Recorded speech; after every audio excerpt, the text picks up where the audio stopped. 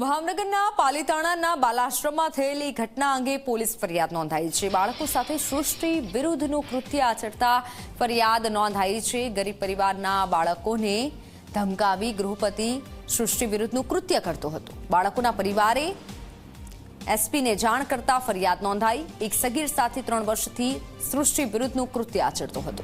પોલીસે આરોપી હસમુખ શાહની શોધખોળ હાથ ધરી છે। ત્યાં મારો છોકરો છેલ્લા 6 વર્ષથી ભણે છે। એની સાથે ત્યાંના ગૃહપતિએ, જેમનું નામ છે હસમુખભાઈ શાહ, એ છેલ્લા 3 વર્ષથી એની સાથે દુષ્કૃત્ય આચરે છે। હવે એના માટે અમે ન્યાયની માંગણી સાથે અહીંયા ભાવનગર એસપી સાહેબને, પાંડે સાહેબને મળવા આવ્યા છીએ। કઈ જગ્યાએ આવ્યું બાલાશ્રમ? તળેટી રોડ ઉપર રાજેન્દ્ર ભુવનની સામે। અને આ જે મારી પાસે અરજી છે એની સાથે મેં લેટર નોટ કરું છું।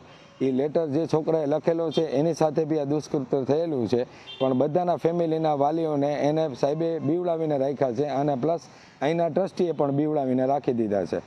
સવારે સાહેબે બોલાવ્યા હતા, વડોદરા સાહેબે એક સાહેબને ત્યાંથી બાલાશ્રમમાંથી, તો એમને આવીને એમને જે કાંઈ રજૂઆત હતી એ કરી દીધી।